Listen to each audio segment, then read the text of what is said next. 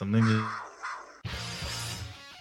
Welcome to the Wildcast podcast, coming to you from Wildcast Studios with your hosts Adam Lund and Jeremy Boucher.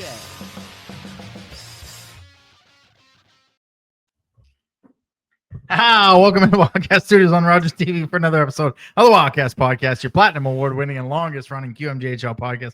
We are the unofficial voice of the reigning 2025 Joe Cordero Trophy champion Moncton Wildcats, and we are presented by Discount Flooring Center, a division of fabulous flooring, home to the largest variety of high-end current and discontinued lines in hardwood, ceramic, vinyl, laminate flooring, luxury metal tiles, and even blinds for immediate purchase. You can find them at 320 Collishaw Street in Moncton, or give them a call at 506-859-9909. As always, finishers, I am your host, Adam Lund, and I am joined by your favorite co-hoster, Mr. YQM, Mr. Sippy Cup. It's true. It is a sippy cup this week. Yeah.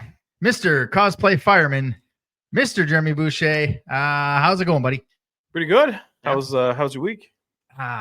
Let's see. Sports-wise, not good. Sports-wise, not good. We're okay. Yeah, no. The Oilers suck. Tampa Bay's O-line is not allowed to hold to let their quarterback play really well. But other than that, the week's been great, including Monday. Yeah. Found out some news. Day was wrecked. Good times. Yeah.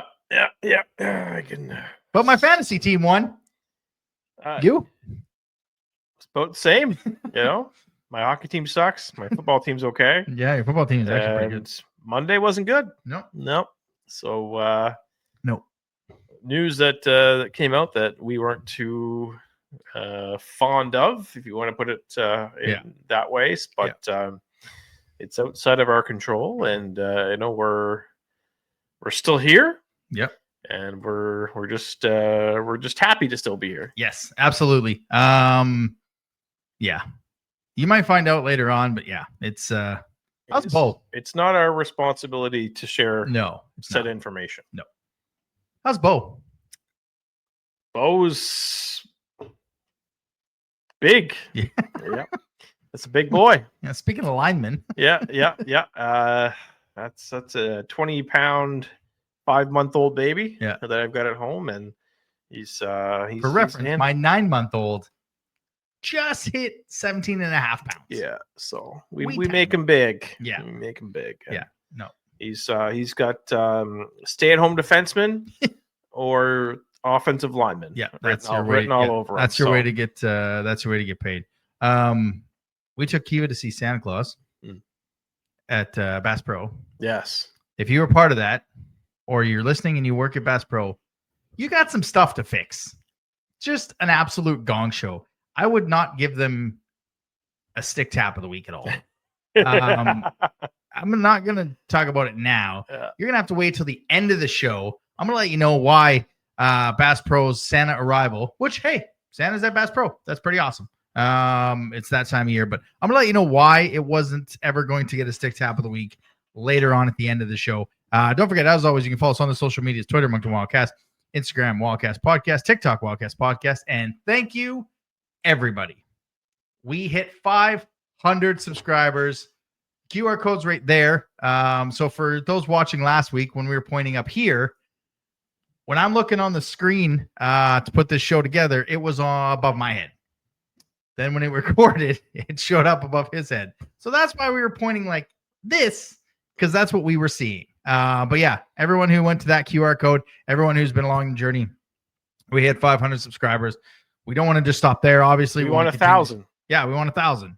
We want to continue to grow. So don't forget to like and smash that subscribe button. It lets us know you like what we're doing, and click that bell so you don't miss any of our episodes and or any podcast post games that we finally get to get back to as the team is at home. All right, no quick question. Let's get some news and notes from around the queue. News and notes from around the queue. And news and notes from around the queue is presented by Speedy Auto Service Moncton on Mountain Road. Whether it's routine maintenance or major repairs, the team at Speedy keeps you safe and back on the road fast. Can confirm. As it's getting colder, not quite Ontario cold, tire season is quickly approaching, so now's the perfect time to book your tire swap or get a great deal on any new tires. Locally owned, trusted by Moncton drivers, and proud to deliver honest service every time. Visit Speedy at 905 Mountain Road or call them at 857-2282, where good people provide great service. Can confirm. Yes. Well, first of all, we did it, Jeremy. We did it. Give a congrats to ourselves. Thank you very much. We got the game. We got the Wildcats and the QMJHL convinced to move the game from the parade. The November 22nd game at 7:00 is now November 23rd at 3 p.m. We did it. That's literally best case scenario. Yeah. I did. When we talked about it a few weeks ago, I didn't even think about Sunday. I know you. I think mentioned that. Yeah, we were like, do we play or does the Charlottetown play or Yeah. do we play on Sunday? Didn't even cross my mind to have it on Sunday. But good on the team. Yeah, you're right. Best case scenario, it's going to avoid a parking nightmare. Yeah, and this way, we'll actually be able to see the team in the parade. Yeah. So I think it's they did a pretty good job, and good on Charlottetown for agreeing to the change as well. And we saw it happen to us. They moved up the game in Halifax this Saturday because of Saturday's Halifax parade as well. So the game in Halifax has moved up. Yeah. So this weekend, what time is the game supposed to be? 7. 7. I think it's at 3 p.m. now. Oh, really? Yeah, because Saturday is Halifax's Santa Claus parade. Oh, look at that! It is at 3 p.m. So that's going to be a nice little. Yeah. Hey, it's going to be a cluster, in Halifax, but we don't have to deal with it. Yeah. And yes, for those who are on the bus trip to Halifax, if you didn't know already, the game's at 3 p.m. So Good contact thing the show comes out on the Wednesday. fan club on Facebook to make sure that you know what time to be at the meeting spot. Does the fan club on Facebook know the game's at 3? Yes. Okay, they did advertise that. Yes, yet? they did. Okay. Yeah. Because I had no idea.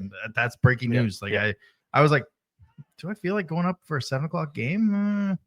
I Not definitely the middle don't of parade, Nope, absolutely not. Good luck to Jason Casey getting out of Halifax Yeah, onto the highway after that game. yeah. They're gonna be like, oh, we do have to come home for 3:00. I was like, we're just gonna spend the night in Halifax. Let the guys stay over. I still hope, and I said it when we were talking about it. If the players are in the parade, have them give out vouchers to the game the next day. I know a lot of people will have tickets, but I think that would be kind of a cool thing is to give vouchers out, not to everybody, but just handing them out randomly for the next night to try and get more people with kids at that 3 p.m. game, because that's what those are. Sunday fun day. A lot more fun now that we're up in the booth. We don't have to sit down where the kids are passing in 108, but that's what it is. Sunday fun day for kids. Yep. So try and have some sort of vouchers for these kids through this parade. I just hope it's not cold. It's been cold the past few years, if I remember correctly. Well, let's check. Let's check what Mother stats? Nature has to say here while we. Well, you do that. Another injury for the Armada. As Bill Zonin is now out 4 to 6 weeks after kind of an innocent hit. I mean, it wasn't anything dangerous, I didn't think. It's not like Walnius went charging after him. It just kind of he turned and Walnius kind of shoved him into the boards, and it was just unfortunate. I think his skate got caught in the ice, and I know somebody was saying that he couldn't put any weight on his leg on the ice. But then as soon as he got to the bench, he could walk. Yeah. Well, he didn't want to push off that leg. I think is a lot of it. It's probably a little bit easier to walk. We don't know what the injury is. We just know he's out 4 to 6 weeks. So again, the Armada get hit as he just got back. Him, Malota, Gill, and now Radkoff didn't even finish the game on Sunday. So so now they're riding their third and fourth stringer. Yeah. That's tough. Yeah. Well, that's tough. Yeah. But I mean, look, once those guys are back, that's gonna be like getting 3 top end players back for a playoff push. But look, I mean, that's the old. We're not doing anything at the deadline because we're getting these guys back at the deadline. It's like a trade. Yeah. Well, that's it. I mean, 4 to 6 weeks. You're right there at Christmas time. Yep. Which is unfortunate for Zon because he was probably in a conversation for maybe a Team Canada spot. At least an invite. Same thing for Spencer Gill. Yeah. So that's out of the question. Now Malota is going to miss the World Juniors for Czechia. So those are 3 significant losses for their respective countries. Yep. So you've got the riding the shoulders of number 0, Agent 0, Mr. Bacon, Olivier Bacon, and Derek Boyar. There you go. So have fun. Yeah, Bacon's 2-1, Boyar's 1-0. They outscored their problems in the one game that Boyard played because he gave up 6. But hey, if the team they've built is good enough to withstand a good goaltender. You just have to be good. Don't make Yeah. mistakes. Just be good, and they can maybe weather this storm. But that's not a cakewalk Western Conference that I think a lot of people, when they looked at the start of the year, thought, oh, Blainville's running away with this thing Moncton style. Well, with this new landscape, Drummondville, Rand, and Sherbrooke are right there. Yep. So they could fall a little bit and have to maybe gain ground in that second half. What's the weather report? So we're looking at some. It's pretty good, actually. Oh, perfect. I don't see it being canceled like it was last year. So 7 degrees during the day and feels like -2 at nighttime. So you're probably going to be like around 0. Yeah. So that's pretty good weather for a parade. Layered up a bit. That's what I would think. Yep. The landscape continues to change in this new world of junior hockey, we think. Kevin Dubé had an article from the Le Journal de Québec. Very well. Thank really you. Good on the pronunciation. Thank you. Yeah. I translated the article. The Canadian Hockey League would like to annex American junior hockey, and the NHL likes this idea. So you read that, you think, well, are they going to bring the USHL teams into the CHL? You look at a map of the USHL, they're all in Minnesota, South Dakota, Nebraska, Wisconsin, and Michigan, which is right under Ontario. So you'd only be strengthening the OHL. But as I read a little bit more into the article, it seems more like the USHL would be a league on its own in the Canadian Hockey League. So now you'd have 4 leagues that would represent the Memorial Cup. And as we were talking before we came on air, I'm not sure how that works, because now you would add a 5th with a host, unless you're just going to have a revolving host city, and here's hoping they make it. Right. And that is tough to do with ticket sales. Like, if Rimouski's not in it, I don't know if that building's sold out. If Kelowna is not in it this year, like, what's the draw for fans to go to this to see the 4 league champions? I don't know what they're doing with this. No. When I read that story, I was like, what are they trying to? I understand what they're trying to accomplish, but it just seems like I think you're moving a little too fast here. Yeah. Like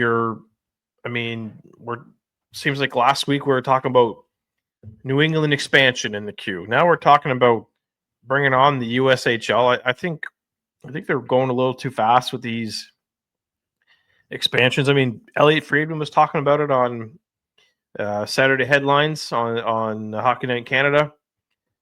So I mean, if it's being talked about by Elliot Friedman, there's definitely some traction. I just don't know how they're going to make it work. If it's what you said, and they're just going to bring the champion of the USHL to the Memorial Cup, doesn't really change much. No. You know, I don't have an issue with that at all. But I mean, there's not. We're not going to see like the Youngstown Phantoms coming to Moncton. That's just financially and geographically, that just makes no sense. It's clearly going to be, if there's a change, it's going to benefit maybe the WHL and the OHL. I can't see teams like that coming into the queue. I mean, there's that North American Hockey League as well, which is where Nico Tornis played last year. I mean, if you bring that in, I think they have a team called the Northeast Generals. I could be mistaken, but maybe that's maybe a New England team that could maybe join the queue, or the Danbury, what did he play? The Danbury Hat-Tricks or something like that Tornis played on. Maybe that's a team that comes and joins the queue. I think they're just moving way too fast with this, and I just don't see it happening. Yeah, when you go to the NAHL, which, if you want to know where these teams are located, sportleaguemaps.com is the easiest place to find it. There is a lot of teams that are located up in the Northeast, but I just worry that if you add this league, what does that do for the product in the actual Canadian Hockey League? And I get the NHL stance. Like, you look at what's come through the USHL, and of course this is from Kevin Dubé's article, which go to his Twitter, which is KDubéJDQ. You can read the article. Several big names have played in the USHL over the years: Macklin Celebrini, Patrick Kane, Gensel, Caulfield, Lane Hudson, Andrei Svechnikov. Well, Patrick Kane, I couldn't have told you he played in the USHL. Like, I think of London. Mm-hmm. I don't even know where he played in the USHL. Maybe for a year. Who's that? Patrick Kane. All I know is they ever played in London, so I don't know if that was maybe a mistake, but Celebrini, Caulfield, Lane Hudson, like these guys only went there because of the NCAA rule. Yeah. Like if this was something that was 2-3 years ago, maybe we have Cole Eiserman here because he doesn't want to stay in the States to lose his eligibility. So I just worry too, the product gets watered down. And this is a question that's happening in the NHL where they want to expand to 34, 36 teams. You get watered down. And I just worry about that with this. And you're not going to see these teams like Val-d'Or is averaging 1,500 people. Baie-Comeau is averaging 1,400. But yeah, sure, they're going to fly across the country to play the Chicago Steel or the Quebec Fighting Saints or, the Calgary Hitmen in this massive, huge league. Like it doesn't make any sense. I think we honestly need to slow down. We need to see what this year brings in terms of guys coming to the Q or guys coming to the CHL, guys going to the NCAA and not being happy with ice time. And there's lots of reports that we're going to see guys come back in January from NCAA in the CHL because the grass actually wasn't that greener. Mm-hmm. I mean, you mentioned that. Like, can you imagine like a Julius Sumpf coming back to Moncton? Mm-hmm. In January? Yeah. We've already seen it. Wasn't there a 20-year-old that left NCAA? Yep. I can't remember. So yeah. I mean, I won't be happy with an American team in the Q until I'm at the Cheesecake Factory. Like until there's a New England team and I'm at the Cheesecake Factory having some some Oreo cheesecake or something like that. Yeah. I'm not happy. I'm not focused on this USHL or North American Junior Hockey League or whatever they want to call it. Yeah. Bring me some New England expansion first and then talk about that's the thing. I just the Q should focus on expand. Well, first of all, the Q should focus on making sure fans get to games and then worry about expansion and go from there. All right, let's get to the QMJHL Team of the Week. We had the Team of the Month last week, and then after our show recorded, they went with the Team of the Week, so there was one last week. But we're going to go with this week's. Surprisingly, when you win 2 out of 3 games in Quebec, you get to be on the Team of the Week. Oh, my goodness. Teddy Mutrin, 2 goals, 4 assists in 3 games. Maxime Massé, 4 goals and 3 assists in 3 games. And Thomas Day Rousseau, 1 goal, 6 assists in those 3 games. On defense, Tommy Blisle, 3 games, 1 goal, 3 assists. Jack Martin, 2 goals and 3 assists in those 3 games. And Rudy Guimont, 2-0, a 0.5 goals against average, a .979 save percentage, and 1 shutout. And the player of the week, Teddy Mutrin. 2 goals, 4 assists in those 3 games. He's got a 4-game point streak. So good on him. Wildcat of the week last week. Q Team Player of the Week this week. Podcast bump. Yep, that's what happened. Maybe we'll get the post game interview if we can figure out how, and he'll score some goals. All right. Okay. Well, let's get to there's the button. It's now time for the one and only Boucher's Team of the Week. Yeah, that was good. I thoroughly enjoyed that one. Yeah. All right. Moving on. Moving on. If you know, you know. Yeah. Team of the week. So we're gonna have a bit of a different look this week. Oh, that's exciting. Because remember, folks, I make the rules. So I can play this one however I want. Yeah. So I'm gonna start off, but I mean, of course, I'm gonna have Teddy Mutrin on my team of the week. You can't be Q Player of the Week and not be on the Boucher Team of the Week. Yeah. It only makes sense. I'm also going to go with a goalie. This is not in particular order here. So my goalie is going to be Raphael Courchen of the Sea Dogs. Oh, for his 26 save shutout on Victoriaville for his first career against Victoriaville for his first career shutout. Good for him. This is where things get interesting. Keith Yandel. Yep. is one of my defensemen. Because remember, folks, I make the rules, and I can have alumni if I want to. Because as we all saw, he was holding a Mooseheads jersey, and didn't put it on. Yeah. So I enjoyed that. You can hold the jersey, that's okay. As soon as you put it on, no. So you did the right thing, Mr. Yandel. Thank you so much. You earned yourself a spot on the Boucher Team of the Week. I like it. Secondly, Brad Marchand and Andrew Brodnerchuk. Both some Halifax guys, as you probably know. Andrew's playing in pro hockey over in Germany. Oh, I didn't know that. And Brad's playing for the Florida Panthers. We saw last week where both guys got a leave from their pro teams to head home to Halifax to coach the Cole Harbour Hunters U18 team. Their head coach, JB McCollum, lost his daughter to cancer. And I think it was kind of one of those things where everybody calls Brad Marchand every name in the book. But, when he does stuff like that, it says a lot about his character. And same thing for Andrew Brodnerchuk. So I thought again, 2 Q alumni. So I thought I'd throw them on my team of the week. And just looking at it now, I look like I'm a player short. So I must not have paid too much. I was writing that out. Didn't realize it. So I'll give the last one to Jack Martin for his 2 goals and 3 assists, because I think that's a career high for him in a single game. Believe it or not, that game he should, in my opinion, should not have played in because he laid out quite a dangerous hit to a Sea Dogs player the previous game, which I thought was potentially a suspendable hit, but apparently not. He comes back the next day and puts up 2 goals and 3 assists. And I think he got a +6 in that game too. So that's pretty pretty remarkable. Pretty remarkable stuff. So once again, folks, if you don't like it, that's too bad. I make the rules for this team of the week.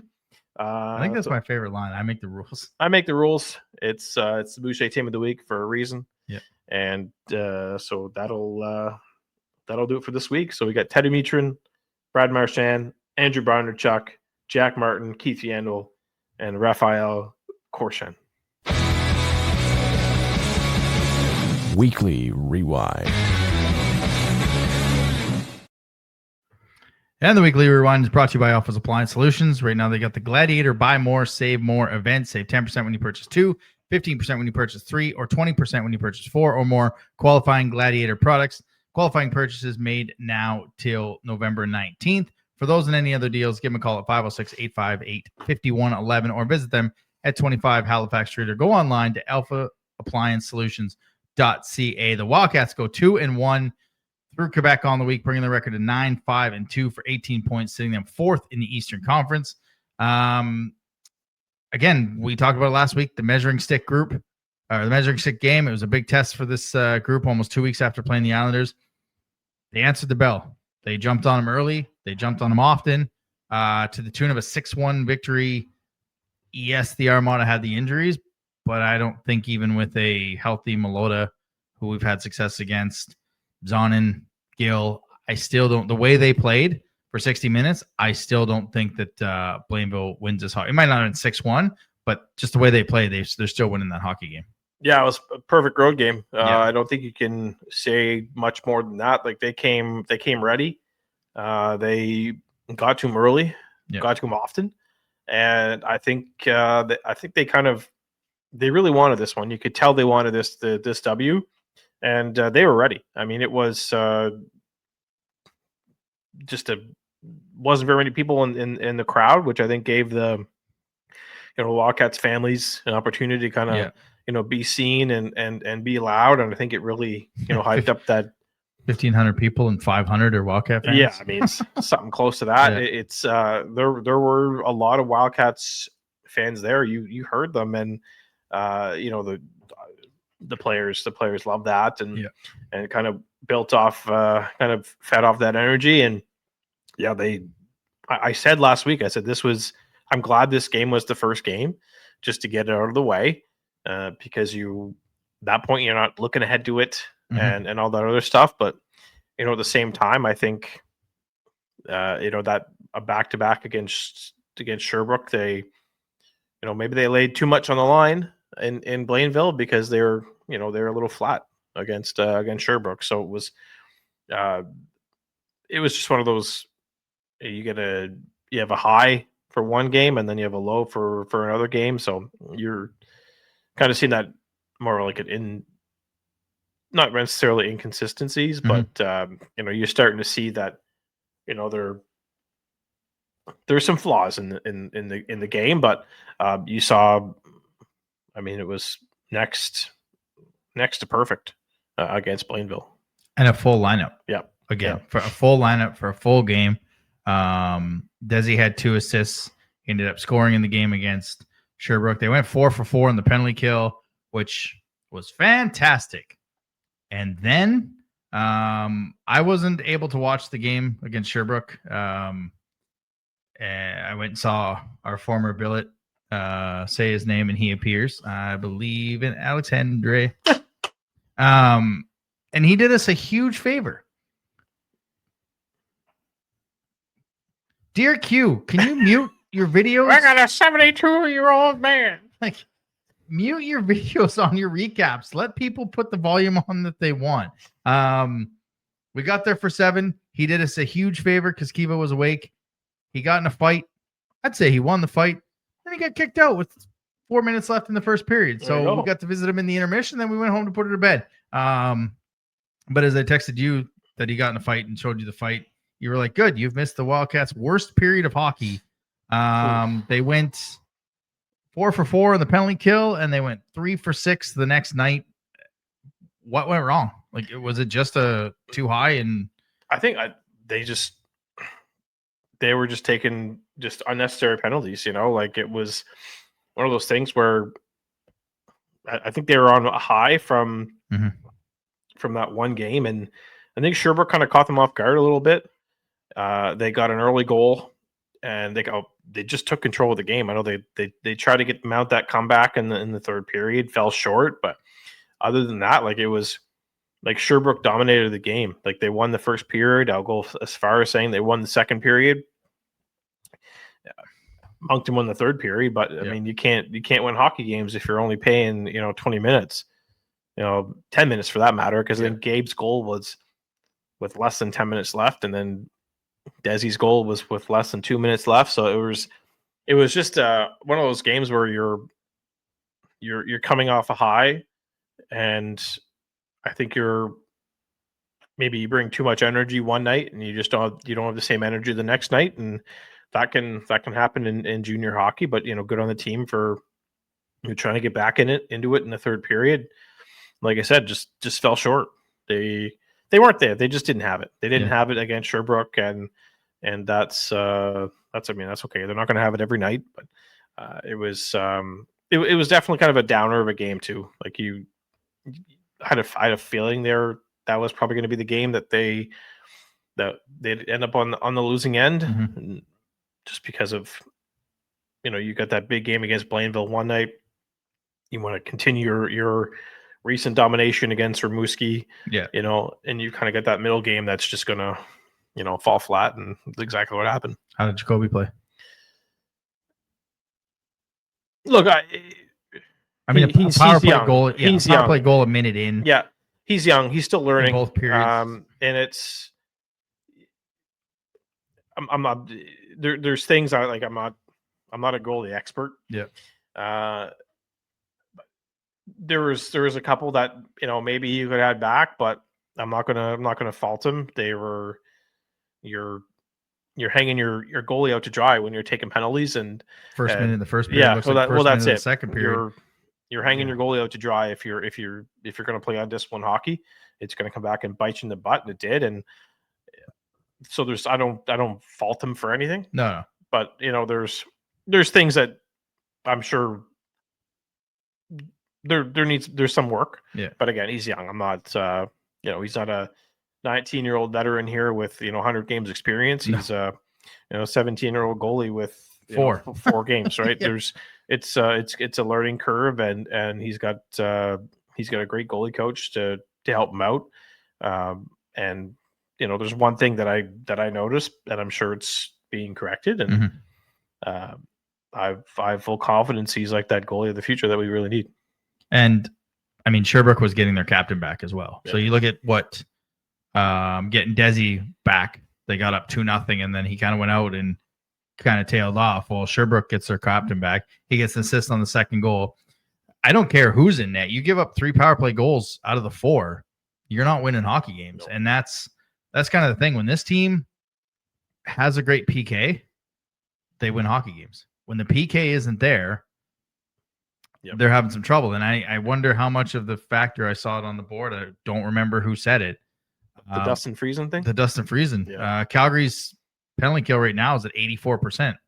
Moncton's is at 76. I don't hate that. Like, I don't mind it, but you just wonder, new systems early on in the year, how much of that is actually a bit of an effect, right? So, and then, you go into Rimouski. I mean, everybody wanted to win that one. And they, again, a full 60-minute effort, a full great PK.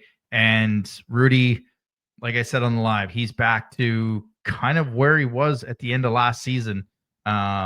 Not undefeated streak kind of thing, but I think 4 out of the 5 games he's played, he's over a .925 save percentage. And when your goaltender's over a .925 save percentage, generally you're going to win hockey games. Mm-hmm. If he's under that, ask the Edmonton Oilers, you're not going to win a lot of hockey games. And that's kind of, he's starting to find his groove.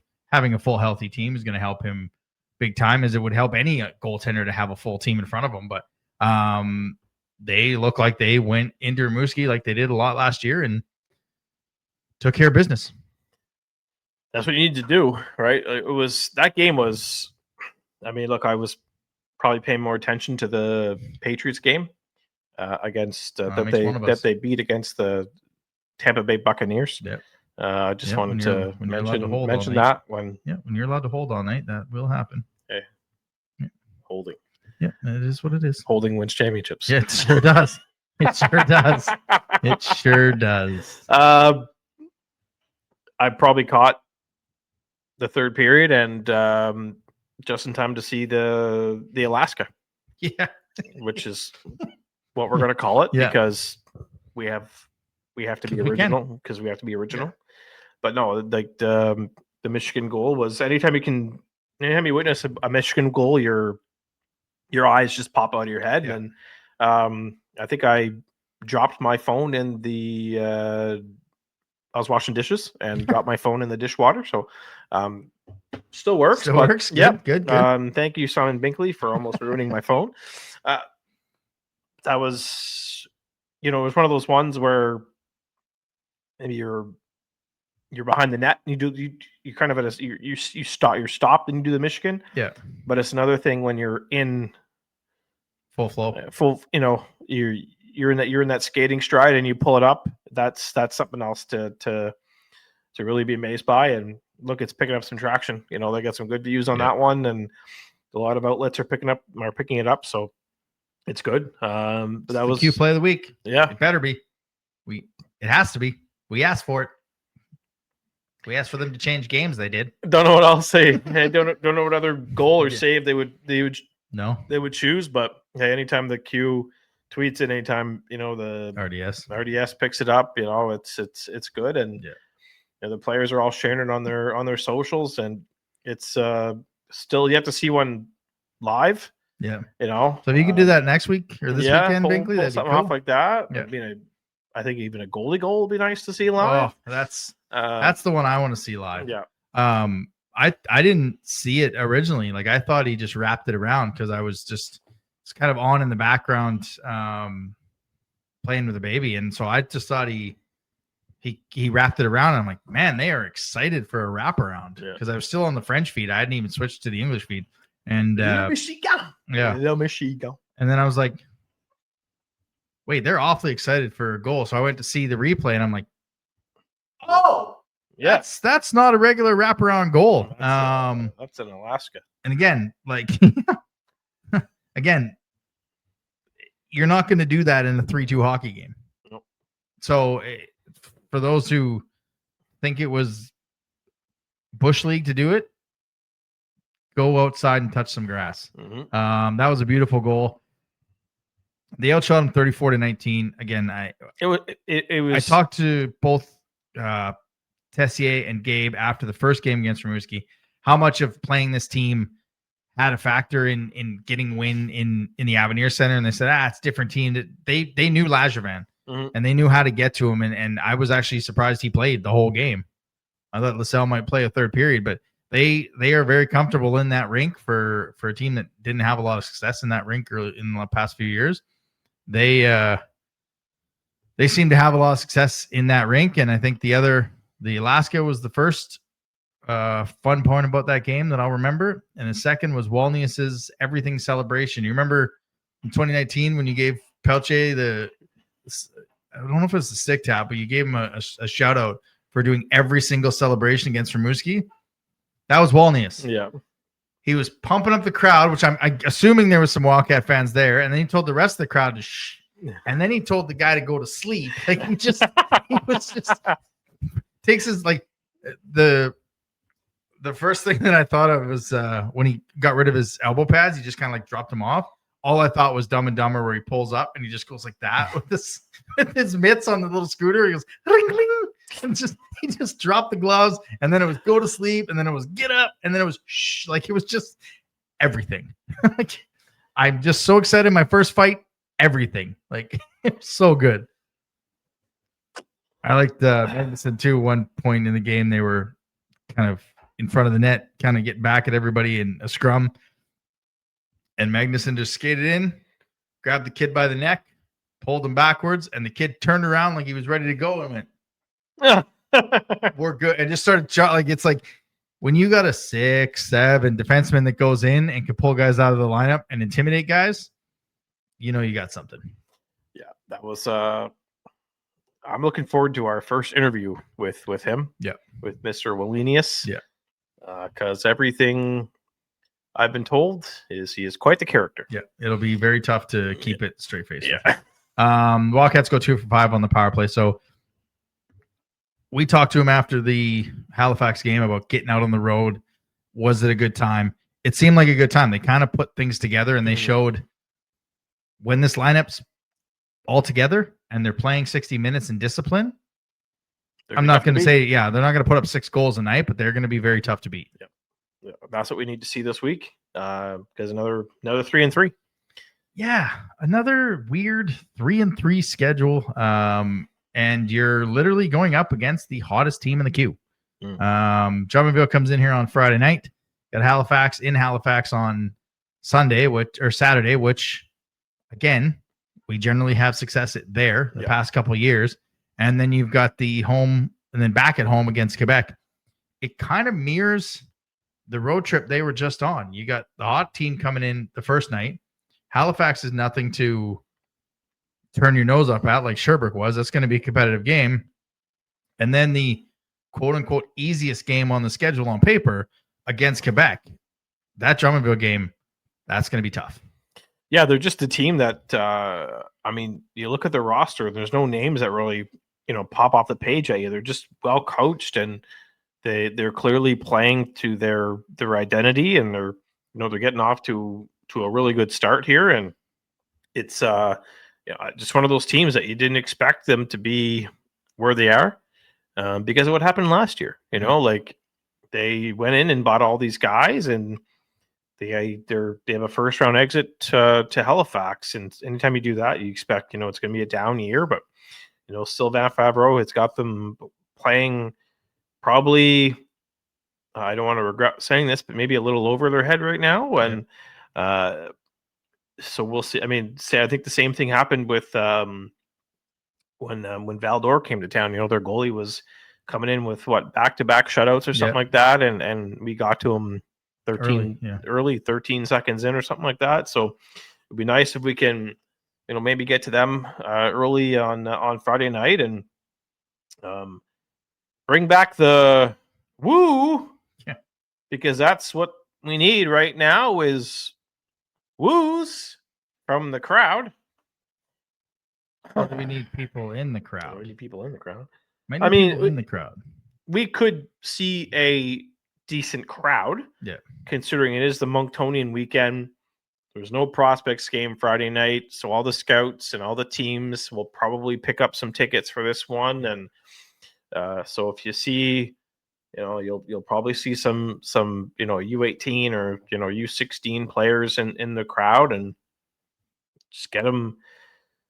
As long as I'm sure they'll be, they're not going to bring the energy. Yeah, they're going to want to save the energy for their own games, but we could probably get maybe a 5,000, 6,000, crowd on Friday night, which would be really good. And then you turn around and have, a minor hockey day on Sunday, and maybe have some more, another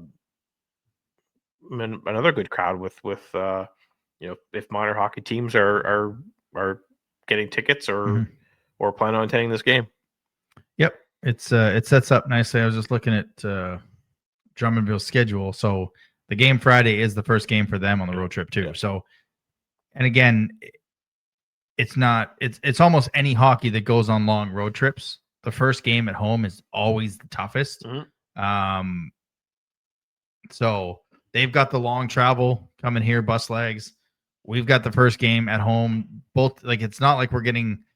I'm kind of glad that Drummondville's playing us first. Like, they're not playing Charlottetown on Thursday and then they have to play us.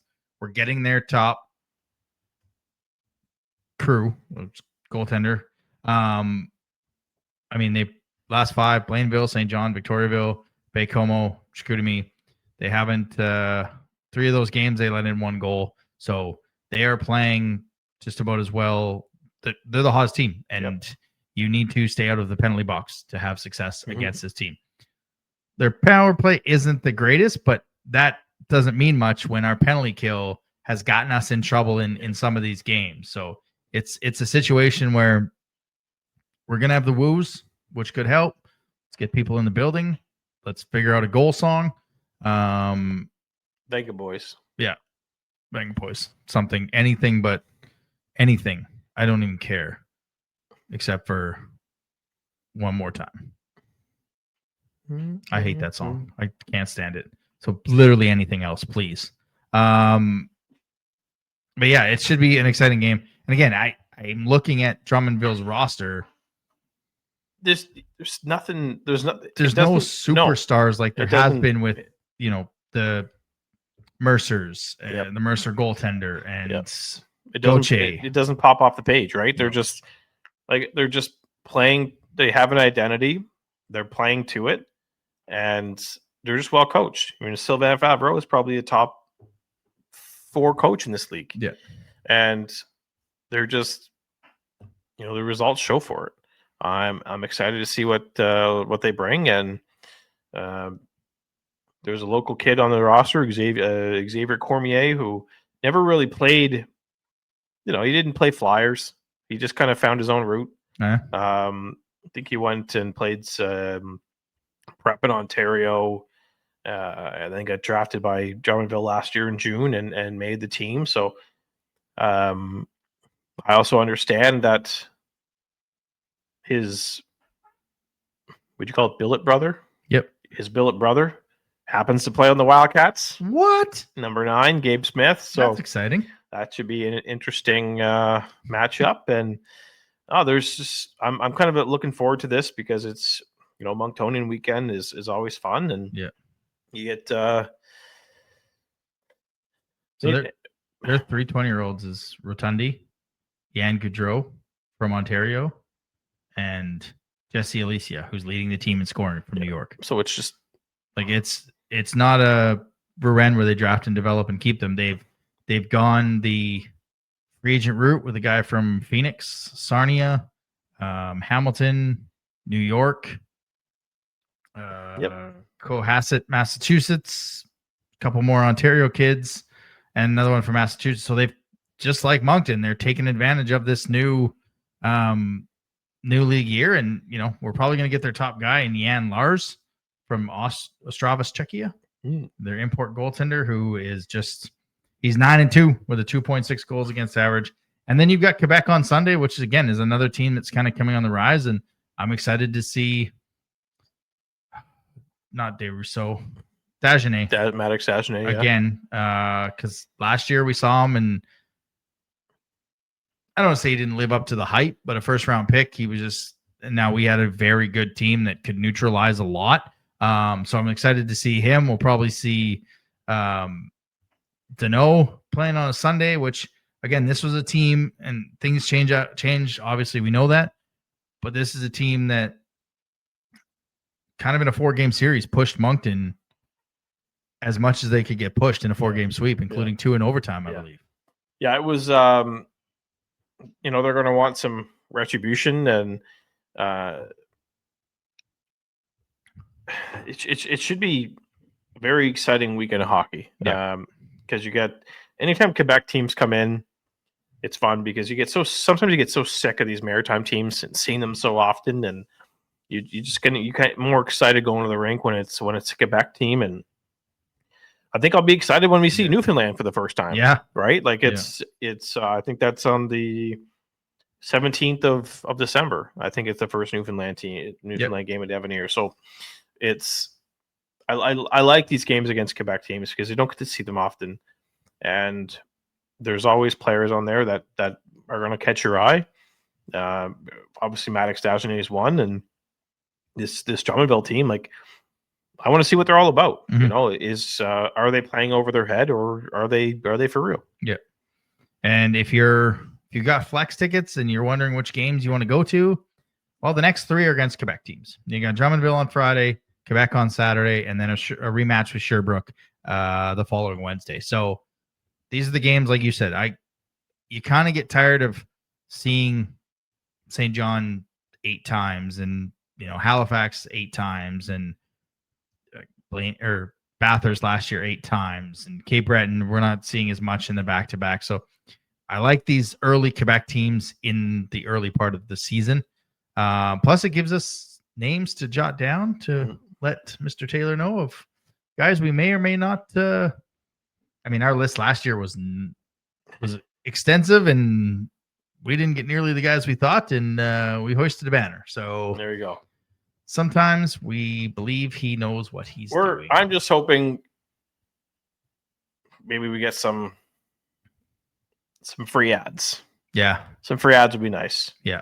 Guys that you can just bring in, not have to pay anything for them, and just help out the run. Yeah. Because there's some stuff going around right now. We're not going to speculate. A lot of tough decisions to be made. Yes. With some stuff that's going around. There will be some very tough decisions made if what's afloat comes aground, and But here's the crazy thing about that. We'll see. These tough decisions, I don't know about you, but I'm going to go ahead and trust the guy making the tough decisions. Because last year, a lot of worst team, won't support, gonna lose. How could they do this? Oh my God, I love this team. Oh, look at me. I'm awesome with my whiteout. Going to the parties and celebrating. Maybe the deals will eventually work out. So maybe trust the guys making the deals, right? You ready for everyone's favorite part of the show? Bring it on. Eric Murray, Realtor. Buy a house from him. Stick Tap of the Week. Stick Tap of the Week. This one's going out to the play-by-play announcer of the Halifax Mooseheads. Yes. Gareth McDonald. Yes. Gareth McDonald's got the call from TSN to do the gold medal game of the World Under-17s in Truro. As Marty Kingston would say on Sunday's broadcast, Truro. It's on the way to Halifax. On the left. You can't miss it. The best part is it's not wrong. It's on the left. On the left. Can't miss it. Gareth, look, anytime you get a call from from TSN or any major sports network to call a gold medal game, you jump on that opportunity, and he did, and he left. did a fantastic job. He got to see two Canada Red take on Canada White. Did you watch the game? Yeah, very good game. Very, very good game. the future of Hockey Canada is very bright. Regina Pat's got some players. Regina Pats, Liam Maddox Schultz, Liam Pugh. Pew, pew, pew, pew. That's all they've been doing. Every time he scores. Alexi Joseph. I mean, there's definitely some names to to keep an eye on here, and so good on Gareth. He was right there with Craig Botten, and Craig was always has his way of describing things, and Gareth was there with the call. He did a tremendous job, and I think it's an opportunity like that really puts Gareth on a path to maybe getting bigger opportunities, and congrats to Gareth. And never know, maybe we'll see him do some World Juniors down the road, or some women's World Hockey Championships on TSN. He's got an extremely exciting future ahead of him. When I saw his name, I just thought, this is maybe an opportunity to recognize him on his show, because I know he's been with us a couple of times, and good job to Gareth. The Stick Tap of the Week, sponsored by Eric Murray Real Estate with the Remax Avante team. If you're looking to buy or sell a home in the Greater Moncton or surrounding area, make sure to check him out on social media or give him a call at 506-863-8802. I wasn't sure where you're going with the Stick Tap this week, but that's an excellent one. And I mean, Kenzie was doing women's games, and now she does the Ottawa Senators. She's going to the Olympics. It just takes, once you get in with TSN and Hockey Canada. All right, that brings us to the Wildcat of the Week, presented by Rosemary Lynn Massage and Spa. Teeth whitening now available starting at $85. 3 15-minute sessions included in that service price. Add another $15 for only $20. Don't forget, they've got the loyalty card where if you buy 9 spa services, you get 1 free. Call them at 830-1224 or stop in at the new location, 153 Macleese, as they're now accepting new clients.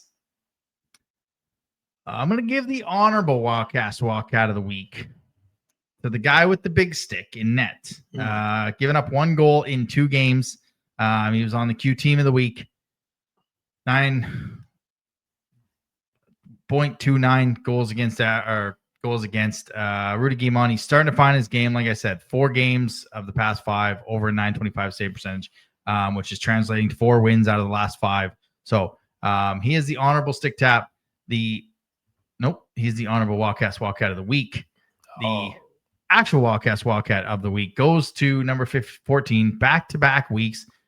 2 goals, 4 assists in this week in Quebec. He's just what he does in that top 6 is just solidifies everything as the second center. And we've said it. He was this.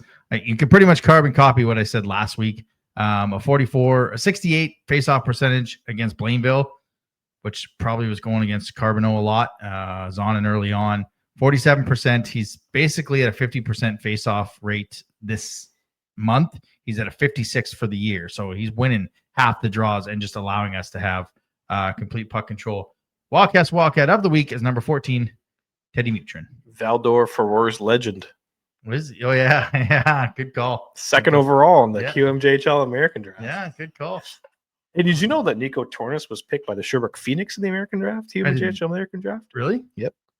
Maybe 2023. Maybe they had that in their bulletin board, and that's why they came at us so hard. So that'll do it for the end of the show. Again, the basket is filling up at Speedy Auto. So again, we were doing the first annual Wildcats podcast, warm head, hands, and feet drive. So stop at 905 Mountain Road, Monday to Friday, 8 to 5. Drop off toques, mitts, socks, winter coats. I had 3 the other day. Dropped off adults, kids, doesn't matter. If you want to donate, you can donate as well. When you come there, you can go to monctonwildcast@gmail.com. We'll purchase items for you. I believe you've dropped some item offs at my house. Yeah, I got my 2 women's jackets, 1 men's jacket, and a kid's jacket. That's exciting. Yeah. So early on the show, I talked about why Bass Pro Santa was terrible. So we got there at 4:15. Walked around, Found some toys for Kiva. Put her on the some 4-weight. What are they called? 4-wheelers. Yeah, 4-wheelers. Oh my god, a lot of things going in my brain. ATVs. ATVs, 4-wheelers. She loved that. Big smiles. But Santa's gonna show up, so everyone's outside getting cookies and hot chocolate and waiting for the arrival. And there's 50, 60 people outside. There's probably 100 and some people inside. We're all waiting by the big Santa's workshop. Then everybody starts to migrate over to the entrance. If you've ever been in there, I'm sure you have. It's Crystal Palace. I kind of wish I had seen that in my life. Oh. And then he starts to walk in. And I'm like, there's no ropes. There's no stanchions. Where is he supposed to go? And so he comes in. And when he comes in, everybody else comes in. And I don't mean like just follow. I mean like follows them. Like, Santa, Santa, Santa. So he uses his magic to light up the tree at Bass Pro. He's kind of getting towards people. He's being pulled in 70 different directions. Santa's an older gentleman. He wasn't as jolly as I think he could have been because I think he was overwhelmed. Didn't have that big Nick energy. No, he didn't have that big Nick energy. But like, there should have been ropes or stanchions because there was like 250 people in that little entrance. He was coming right at Kiva as I'm holding her, as he's doing with all the other kids. And then some old crotchety lady in the vest is like, no, Santa goes this way. How's he supposed to know? Like, Bass Pro, put some ropes up to allow Santa to make his way to an entrance calmly, see all the kids that are lined up. It was just a clustercluck. Like, my goodness. Yeah, that was my story on why I will never go to Bass Pro for night one of Santa arriving. We may do the pictures. Are you doing the pictures? Santa pictures? Kid? Probably not. What? No. But why? I don't know. We never talked about it. You want me to phone Megan? Yeah, sure. Why not? I'll tell Brent to tell Megan. Yeah. We love Brent. We love Brent. We do love Brent. Yeah, that's pretty much it. You got anything else? No. Our friends at the Magnetic Hill Wharf Village kick off their when is their that? Christmas on the Wharf. Yes. Kicks off this Thursday night. Yes. Thursday and Friday, 5 to 9. Saturdays, 12 to 9. Hot dad date? You and me take kids? Maybe. All right. This Saturday, the Gale Force Quartet will be performing live. That's exciting. I like that. And it's free. Free hot chocolate, free apple cider. I'm in. Not the apple cider I had at the draft in where were we? Quebec City? Yeah, we were in Quebec City. Yeah. Oh, what a night that was. The night I don't think the Raptors won the championship. I think that was game. I think they won game 4. It was 4 or 5. Yeah. It was one of the ones in Golden State, but as you can tell, he doesn't remember much of that. And that was hey, we're going to do this live thing, and then I'm just going to take it over and talk to all our guests that were there. What a night. What a good time. Well, I guess if the Wharf has their Christmas village, we're going to start decorating. Slowly start decorating our Christmas villages. It's pretty much that time. I mean, 2 weeks till December, which means we start talking trades. So, and if you don't feel like going to the Christmas village, go to the Monctonian. Great hockey. No prospects game on Friday, but great hockey all weekend. Yep. These are the kids that are coming up in the draft. So if you want to get a view on a couple of them, go down to the Greenfoot Energy Center, the K Arena, a couple other ones. Basically the same teams as last year, eh? Yeah, it's always the same. There's a couple different ones that I didn't quite notice, but well, they change names almost every year. Yeah. So, but depends on the sponsor. Yeah, pretty much. So, all right, good hockey, Jeremy. I'm Adam. Thanks for listening to another episode of the Wildcast podcast. Follow us on social media at Moncton Wildcast.